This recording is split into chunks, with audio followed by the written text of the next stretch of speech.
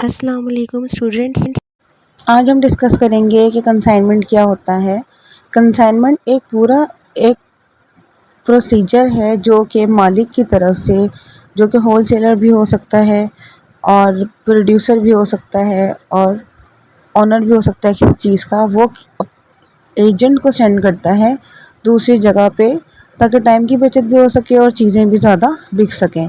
ये प्रिंसिपल भी हो सकता है, होलसेलर भी हो सकता है, प्रोड्यूसर और ओनर वगैरह हो सकते हैं। ये क्या करता है, ये अपनी चीज़ों को किसी और बंदे के पास सेंड करता है, जिसको आप एजेंट कहते हैं। एजेंट फिर इसके बिहाफ पे लोगों को चीज़ें सोल्ड करता है और उसके बदले वो कमीशन लेता है। कमीशन जनरली गिवन होती है परसेंटेज में। ये अपने एजेंट को जो उसने हायर किए होते हैं उनको सेंड करता है, ठीक है। इसमें ना दो पार्टी होती हैं, दो पार्टीज़ होती हैं। एक आपकी हो जाएगी ऑनर की और एक हो जाती है एजेंट की। अब जब एजेंट रिसीव करता है ना, वो आगे सेल गुड्स करता है किसकी बिहाफ पे, ऑनर की बिहाफ पे, तो उसके बदले वो कमीशन ले लेता है।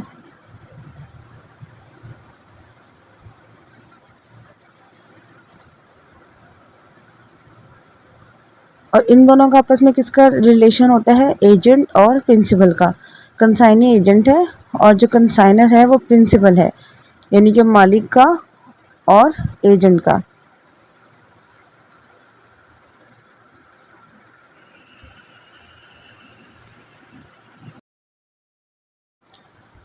कंसाइनमेंट नॉमिनल नेचर का होता है। नॉमिनल में आप एक्सपेंस एंड इनकम को रिकॉर्ड करते हैं।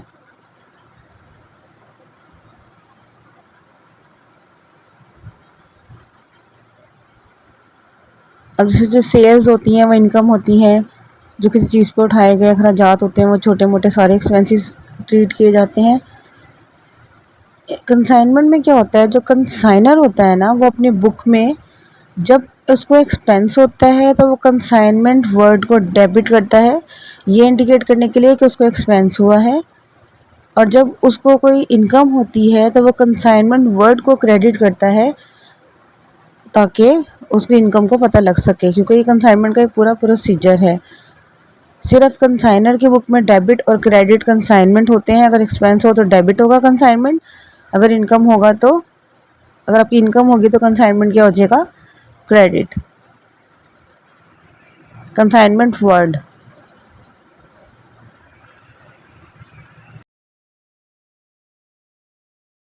अब जैसे उधार चीज़ सोल्ड की जाती है तो क्या एंट्री होती है, बी टू सेल हो गई, ए टू सेल हो गई, या कोई भी डेटर टू सेल। इसी तरह कंसाइनमेंट का वर्ड सेल की जगह पे क्रेडिट होता है। अगर कंसाइनर की बुक में हम एंट्री पास कर रहे हैं, चीज़ें बिक चुकी हैं, यानी कंसाइनी ने बेची है ना, तो उस सूरत में ये क्या एंट्री पास करेगा, कंसाइनी, जो कि बी की जगह पे आ जाएगा। जिसे बी टू सेल होता है, ये ए टू सेल, यानी कि बंदे का नाम हम ऐड करते हैं मिस्टर के नाम, तो उधर कंसाइनी का नाम आ जाएगा। और जहाँ पे सेल थी वहाँ पे हम क्या लिख देंगे, कंसाइनमेंट। सिर्फ कंसाइनर की बुक में कंसाइनमेंट के प्रोसीजर में, क्योंकि ये डिस्पैच करता है ना कंसाइनी को, कंसाइनी एजेंट है। ये हम बना रहे हैं कंसाइनर के पॉइंट ऑफ व्यू से बात करेंगे। कंसाइनमेंट जो है कब डेबिट और कब क्रेडिट करेगा। जो भी क्रेडिट साइड में आपकी कंसाइनमेंट वर्ड लिखा हुआ है ना, वो इनकम को शो करेगा। जैसे होता है बी टू सेल हो गया, कैसे होता है कि G a sold goods to B, तो बी टू सेल। इसी तरह कंसाइनर ने कंसाइनी को चीज़ें भेजी और उसने आगे बेच दी, तो कंसाइनी टू कंसाइनमेंट।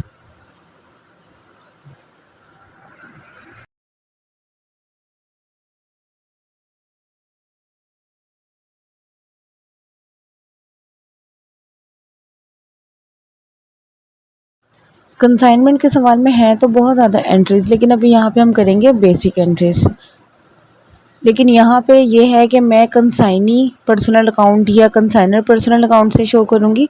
सवाल में ये होता है एक्स वाई जी जो भी नेम होगा उसको आप कंसाइनी के जगह पे कंसाइनी का नेम, जैसे mister A, mister B, mister C या मिस्टर जी कुछ भी, और कंसाइनर की जगह पे उसका और कंसाइनी की जगह पे कंसाइनी का नेम मेंशन करेंगे।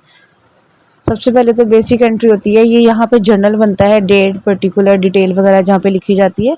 लेकिन मैं सिर्फ एंट्री बता रही हूँ कि क्या क्या होगी और किस तरह से होगी। प्रॉपर एक जर्नल बनेगा, इसका भी और उसका भी, डिपेंड करता है कि उनकी क्या रिक्वायरमेंट है। मोस्टली क्वेश्चन में कंसाइनमेंट के मोस्टली जर्नल मांगा हुआ होता है कंसाइनर का, और साथ में कंसाइनमेंट अकाउंट मांगा होता है, जिसकी बदौलत हम क्या करते हैं, प्रॉफिट एंड लॉस निकालते हैं। अगर डिस्पैच करता है ना कंसाइनर कंसाइनी को, तो क्या एंट्री होती है, consignment account to goods sent on consignment account, कि यहाँ से गुड्स चली गई हैं और जब तक कंसाइनी के पास पहुँच नहीं जाएंगी, कंसाइनी कोई भी एंट्री पास नहीं करेगा जब तक उसके पास नहीं पहुँच जाएंगी। तो इस स्टेटमेंट के अकॉर्डिंग कंसाइनी की बुक में कोई भी एंट्री नहीं होगी। इसका जर्नल बनाना है, बुक नहीं बनानी होती, लेकिन सिर्फ एंट्रीज याद करने के लिए बुक के ज़रिए से समझाया जा रहा है।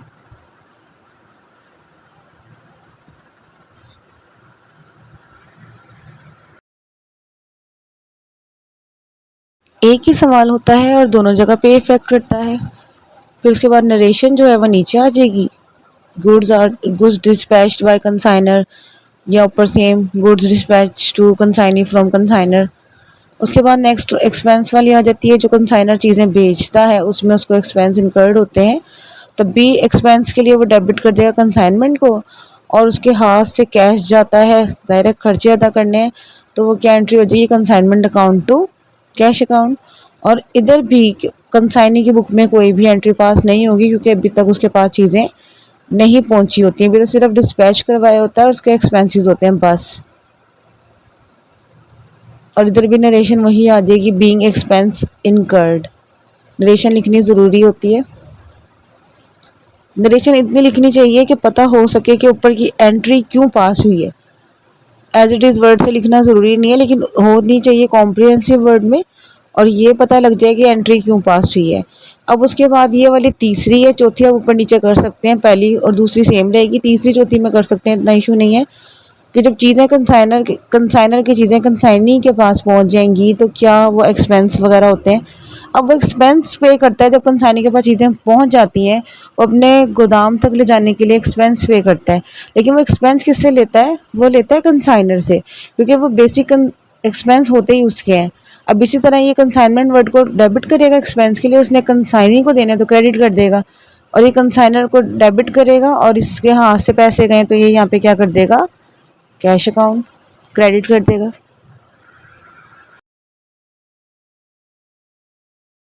फर्स्ट पेज पे सब कंसाइनर की बन रही हैं और सेकंड पे कंसाइनी की। इसमें क्या आ जाएगी narration, expense incurred by consignee, मतलब लेट करेंगे इधर नाम होता ए तो हम लिख देते एक्सपेंस इनकर्ड बाय ए।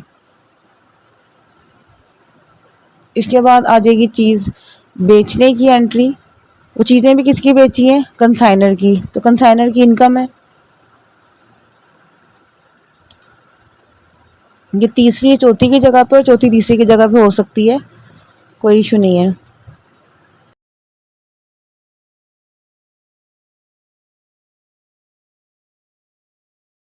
अब जब चीज़ें बिकती हैं तो ये होती है इनकम कंसाइनर के लिए, लेकिन चीज़ें वगैरह किसके पास होती हैं, कंसाइनी के पास होती हैं, मतलब बेचने के बाद पैसे वगैरह भी उसके पास ही आते हैं, फिर बाद में इसने देने होते हैं कंसाइनर को, क्योंकि उसकी बिहाफ पे चीज़ें बिकी होती हैं।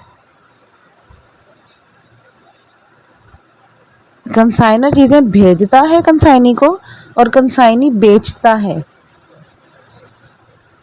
इसने अब कंसाइनी से पैसे लेने, इसलिए कंसाइनी, ये कंसाइनी पर्सनल अकाउंट, ये कंसाइनी का नेम आता है इसका, और कंसाइनमेंट इसलिए क्योंकि उसकी इनकम हुई है। और ये क्या पास करेगा एंट्री, इसके पास कैश अकाउंट आया है और इसने किसको देने हैं, कंसाइनर को देने। जाहिर सी बात है जब चीज़ें बिकेंगी तो इसके पास कैश आएगा और इसने पैसे किसको देने,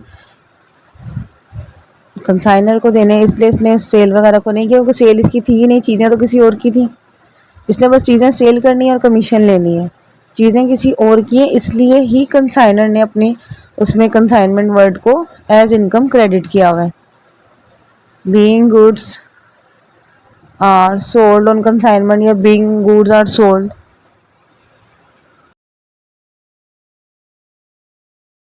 उसके बाद हो जाएगी एंट्री कमीशन की। इस तरह तो बहुत सी एंट्रीज होती हैं, एडवांस की एंट्री होती है, बहुत सी, लेकिन जो बेसिक है वो यही होती है। कमीशन की एंट्री हो जाएगी। कमीशन हमेशा से कैलकुलेट उन पैसों पे होती है जिसमें चीज़ें सेल होती हैं। मतलब एक चीज़ें कंसाइनर ने कंसाइनी को भेजी हैं, लेकिन जितने में वो सेल होंगी ना, चाहे वो कम में हो, चाहे वो ज़्यादा में हो, चाहे वो पूरी हो, चाहे वो थोड़ी हो, कमीशन उस पे लगेगी जिस पे वो सेल होती है। अब जाहिर सी बात है, इसने कमीशन देनी है तो कंसाइनमेंट डेबिट हो जाएगा एक्सपेंस के लिए, और किसको देनी है? कंसाइनी को देनी है, तो कंसाइनी क्रेडिट हो जाएगा। तो बाद लोग इसमें लिखवा देते हैं G being commission payable on consignment या पेड। तो लिहाजा बीइंग कमीशन पेएबल भी हो सकता है, क्योंकि एक तरह से ये लायबिलिटी भी और एक्सपेंस भी है।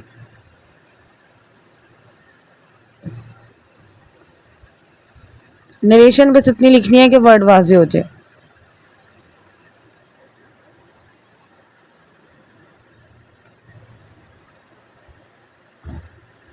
और उसने वसूल करनी है, किससे वसूल करनी है? कंसाइनर से।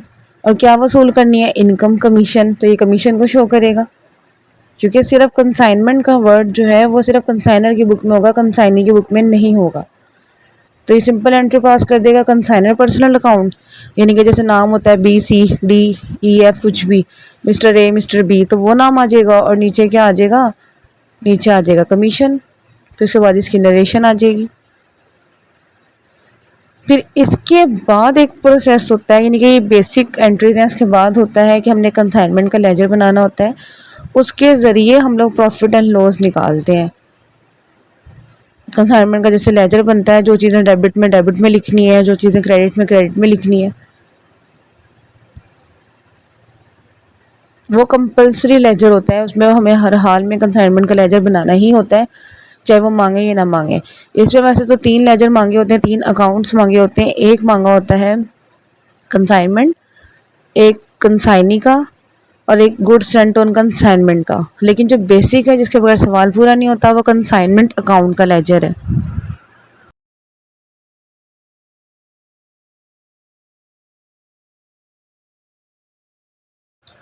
अब देखना ये है कि इसमें से डेबिट क्या हो रहा है, कंसाइनमेंट किधर क्रेडिट हो रहा है, क्योंकि इसकी बदौलत ही हम प्रॉफिट एंड लॉस निकाल सकते हैं। कंसाइनमेंट पहली 2 एंट्रीज में डेबिट हो रहा है और किधर किधर क्रेडिट हो रहा है, बस ये ध्यान रखना है। फिर इसके बाद इसका कंसाइनमेंट अकाउंट बनाना है। और ये मैंने अभी बताया है कि 3 नेसेसरी लेजर्स होते हैं, लेकिन जो ये बाज़ दफ़ा रिक्वायर्ड होते हैं तब भी बनाने पड़ते हैं, लेकिन कंसाइनमेंट तो मस्ट है, उसके बगैर सवाल हल ही नहीं होता। कंसाइनमेंट निकालते हैं प्रॉफिट एंड लॉस के लिए, कंसाइनी का निकालते हैं नेट बैलेंस के लिए, और goods and on consignment balance होता है, इसका कोई बैलेंस आता ही नहीं है, और ये ऑलरेडी ही बराबर आ जाता है।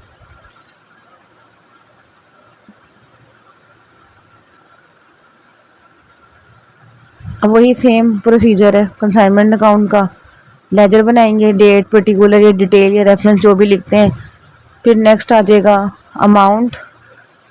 अमाउंट के साथ रुपीस लाजमी मेंशन करने चाहिए, क्योंकि हम पाकिस्तान में रहते हैं और हमारी करेंसी रुपीस में है, इस वजह से।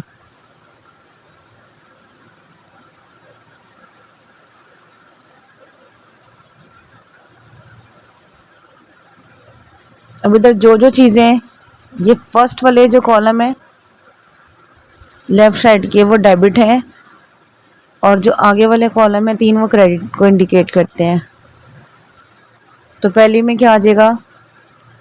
टू गुड्स एंड, बास गुड टू लगाते हैं, बास नहीं लगाते, दोनों तरह से कोई इशू नहीं है। जैसे गुड्स से पहले, गुड्स एंड से पहले 2 लगा दूँ तो भी ठीक है, नहीं लगाऊंगी तो भी ठीक है, जो अमाउंट होगी वो आ जाएगी। फिर उसके बाद यहाँ पे हो रहा है कंसाइनमेंट, फिर डेबिट हो रहा है, तो आ जाएगा डेबिट साइड पे 2 कैश अकाउंट।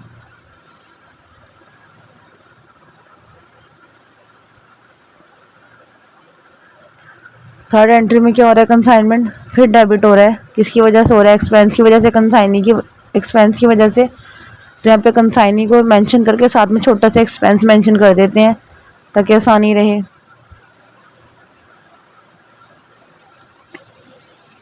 जैसे जो भी नाम होगा उसका लिख के, और इस तरह से। अब क्रेडिट आ गई, कंसाइनमेंट चौथी एंट्री में कंसाइनमेंट क्रेडिट है 2 के साथ, और ऊपर से गैप के साथ लिखा हुआ है। तो क्रेडिट साइड पे जाके कंसाइनी है जो भी लिखा होगा वो लिख देंगे।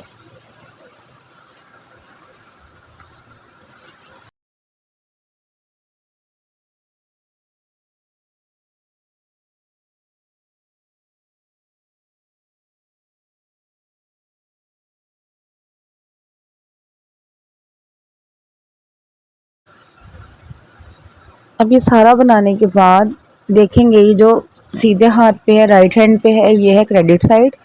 अगर तो ये बड़ी आएगी ना फिर प्रॉफिट होगा, और अगर डेबिट साइड बड़ी आएगी तो लॉस होगा। अब जाहिर है अगर क्रेडिट साइड बड़ी आई है तो बैलेंस करने के लिए हम डेबिट साइड पे लिखेंगे प्रॉफिट एंड लॉस, और अगर डेबिट साइड बड़ी आई है तो हम बैलेंस करने के लिए क्रेडिट साइड पे लिखेंगे। अगर तो क्रेडिट साइड बड़ी है और डेबिट साइड पे प्रॉफिट एंड लॉस लिखा है, इसका मतलब यही है कि वो क्रेडिट साइड की अथॉरिटी पे था, तो इसका मतलब ये है कि वो प्रॉफिट है। और अगर जर्नल में प्रॉफिट एंड लॉस साथ लिखा हो और प्रॉफिट एंड लॉस डेबिट में हो तो वो एक्सपेंस, अगर क्रेडिट में हो तो वो इनकम को शो करता है पूरा, अगर प्रॉफिट एंड लॉस लिखा हो तो। अब अगर लेट करते हैं प्रॉफिट होगा तो क्रेडिट साइड बड़ी आएगी तो प्रॉफिट एंड लॉस इस हाथ पे आ जाएगा, यानी कि बैलेंस लिखा जाएगा डेबिट वाली साइड पे। और अगर वो लॉस होगा तो बैलेंस यानी कि डेबिट साइड बड़ी आएगी तो लिखा जाएगा क्रेडिट वाली साइड पे। और ये सिर्फ जर्नल में है, प्रॉफिट एंड लॉस अगर इकट्ठा लिखा और डेबिट में लिखा है तो वो किसको इंडिकेट करेगा, लॉस को। अब इसी तरह ये क्रेडिट साइड पे बड़ी आने की वजह से जाहिर है बैलेंस लिखा जाएगा डेबिट पे, तो वो प्रॉफिट को ही शो करेगा। ये मैं लेजर की बात कर रही हूँ। अब इसके बाद इसकी एंट्री हो जाएगी। अब अगर तो एक्सपेंस है ना तो प्रॉफिट एंड लॉस क्या हो जाएगा, क्रेडिट में आ जाएगा। अब अगर आप देखें ना तो प्रॉफिट एंड लॉस अगर प्रॉफिट को इंडिकेट कर रहा है तो उसका जो बैलेंस है ना वो कंसाइनमेंट की डेबिट साइड पे पड़ा हुआ है, इसलिए यहाँ पे हम कंसाइनमेंट को डेबिट कर रहे हैं। और अगर लॉस होगा तो वो क्या होगा, डेबिट हो जाएगा प्रॉफिट एंड लॉस, और क्रेडिट आ जाएगा कंसाइनमेंट। यहाँ पे कंसाइनमेंट इनकम को नहीं बल्कि इस चीज़ को शो करेगा, ये कंसाइनमेंट अकाउंट की क्रेडिट साइड पे इसका बैलेंस पड़ा हुआ है, ये लॉस को इंडिकेट कर रहा है।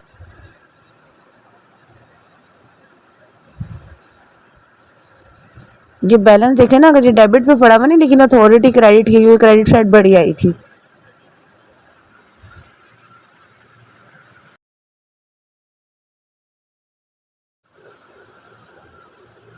अगर हमने नेट बैलेंस निकालना हो या कोई बकाया जात कुछ निकालना हो, ये जैसे वो कह देते हैं फॉर रेमिटेंस, ये सारी चीज़ें क्लियर हो गई हैं, तो उस सूरत में ना हमें कंसाइनी का लेजर भी बनाना पड़ता है, चाहे वो खुद से मांगे या ना मांगे। वरना तो कंसाइनमेंट का लेजर बहुत होता है लेकिन समटाइम ये खुद भी मांगते हैं कि नेट बैलेंस निकालें कुछ है, फिर बनाना पड़ेगा। और उसकी एंट्री क्या हो जाएगी, bank account to consignee account, इस तरह से। ये सारी इसकी एंट्रीज हैं।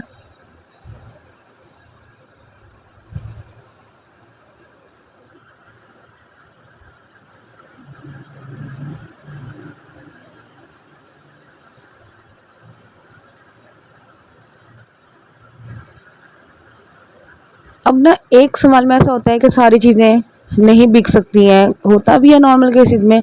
100 केसेस से ये 100 चीज़ें थी जिसमें से 80 बिक जाती हैं, 20 रह जाती हैं, या 90 बिक जाती हैं, ये कम ज़्यादा बिक जाती हैं। तो उस सूरत में हमें एक बनाना पड़ता है अनसोल्ड स्टॉक, लेकिन उसके बारे में मैं आपको अभी थोड़ी देर बाद बताती हूँ। अभी तो इतना है कि अगर ये सवाल बेसिक एंट्री से आ जाए तो हमें एक क्लोजिंग एंट्री भी करनी पड़ती है, जो कि हर सवाल के एंड पे करनी पड़ती है। कंसाइनमेंट में goods sent on consignment credit था ना, इसको क्लोज करने के लिए हम क्या कर देंगे, उल्टा कर देते हैं। मतलब क्रेडिट को डेबिट में और डेबिट को क्रेडिट में कर देते हैं जब हम उसको ट्रांसफ़र कर देते हैं ट्रेडिंग में। तो फिर हम ट्रेडिंग अकाउंट जो होता है ना, फाइनल अकाउंट, वहाँ पे हम इसको ट्रांसफ़र कर देते हैं। और ये वाली एंट्री मस्ट होती है। पहले तो सारी वो हो गई बेचने की, खरीदने की, कमीशन की, फिर उसके बाद कंसाइनमेंट की वो जो प्रॉफिट एंड लॉस की थी वो गई, फिर उसके बाद ये होती है। और अगर इन केस अनसोल्ड की भी कुछ चीज़ें आ जाती हैं तो सबसे लास्ट पे ये वाली एंट्री हर सवाल में ही करनी होती है।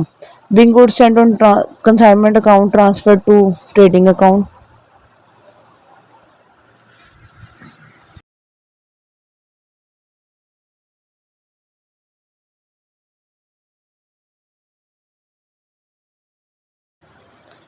अब अनसोल्ड स्टॉक का भी जिक्र कर लेते हैं, क्योंकि कुछ आइटम्स ऐसे होती हैं जो कम्प्लीटली सोल्ड नहीं होती जब तक वो अपनी चीज़ें भेज रहा होता है। कंसाइनर अगर कोई डिटेल लिखे कंसाइनी को बेचता है ना, उसको परफॉर्मा इनवॉइस बोलते हैं। और जो कंसाइनी कंसाइनर को बेचता है ना तो उसको अकाउंट सेल्स बोलते हैं।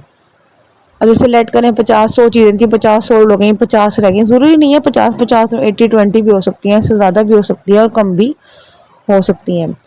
तो इसका क्या करते हैं, गुड्स सोल्ड, अनसोल्ड गुड्स या unsold stock on consignment account to consignment account. क्योंकि कंसाइनमेंट इसलिए क्रेडिट होगा क्योंकि ये भी इनकम है, जब तक वो बिकेंगी तो वो इनकम में ही है ना, हमारे पास अभी पड़ी हुई है। इसकी लेकिन कैलकुलेशन करनी पड़ती है।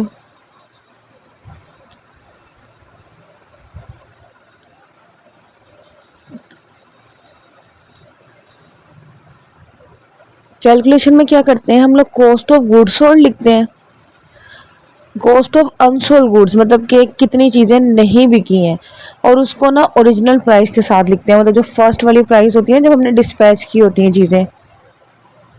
बाद स्टूडेंट क्या करते हैं, वो डिस्पैच वाली अमाउंट के साथ नहीं, वो सेल जो पिछली जो थोड़ी बहुत सेल हुई होती है उनके साथ मल्टीप्लाई कर देते हैं। नहीं, अनसोल्ड को हमने बेसिक अमाउंट के साथ करना होता है, क्योंकि हमें नहीं पता होता कि फ्यूचर में ये चीज़ हमारी इनकम यानी कि 100 की अगर हमने चीज़ भेजी है तो वो 100 की बिकती है या 200 की बिकती है या 80 की बिकती है।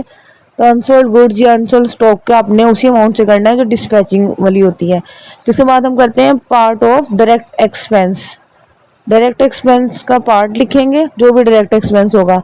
उसके बाद अनसोल्ड क्वांटिटी या अनसोल्ड गुड्स के साथ प्राइस, और नीचे टोटल गुड्स आ जाएंगे, मतलब जो प्राइस के साथ होती हैं।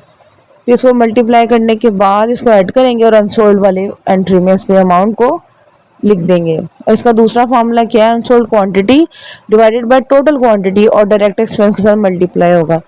मतलब एक जगह पे आप प्राइस के साथ मल्टीप्लाई वाले से भी कर सकते हैं अनसोल्ड और सोल्ड, और एक जगह आप क्वांटिटी वाले के साथ भी कर सकते हैं। दोनों तरह ही आंसर सेम आएगा और दोनों ही फॉर्मूले ठीक है, क्योंकि समटाइम क्वांटिटी दी होती है, समटाइम प्राइस दिए होते हैं, तो दोनों से ही कैलकुलेशन आसान होती है करना, लेकिन इसको इससे तो नहीं है।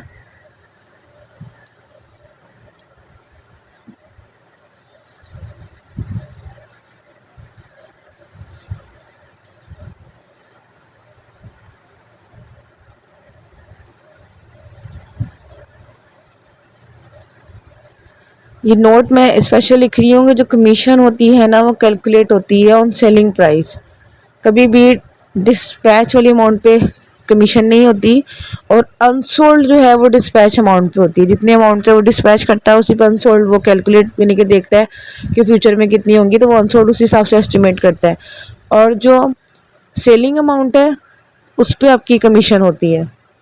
ये देख लें सारे अच्छी तरीके से।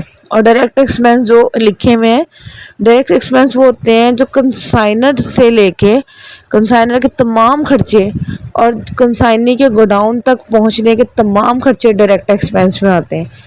गोडाउन तक पहुंचने के बाद के खर्चे इनडायरेक्ट में आते हैं, लेकिन यहाँ पे हमने डायरेक्ट से कंसर्न करना है।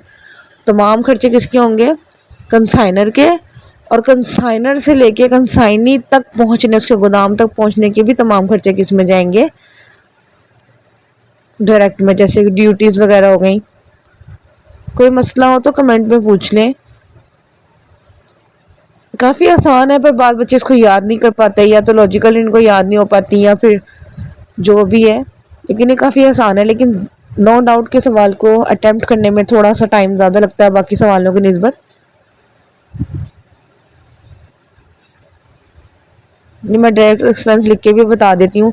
लेट कर लेते हैं कंसाइनी का गोडाउन है। अब कंसाइनर के तमाम खर्चे और कंसाइनी के गोडाउन तक पहुंचने के तमाम खर्चे किस में जाएंगे, डायरेक्ट एक्सपेंस में। अगर किसी सवाल का ना समझ आ रहा हो, बुक से सवाल है आईकॉम की, कोई सवाल ना हल हो रहा हो, तो मुझे कमेंट में हाईलाइट कर दें, मैं उसकी वीडियो बना दूंगी।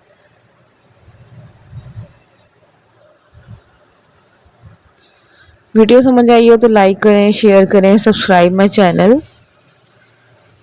जो प्रॉब्लम हो कमेंट में करें, कमेंट करें, मैं उसमें आंसर करूंगी। जो प्रॉब्लम होगी, जो सवाल समझना हो, किसी भी चैप्टर का हो, मैं उसकी वीडियो बना के अपलोड कर दूंगी।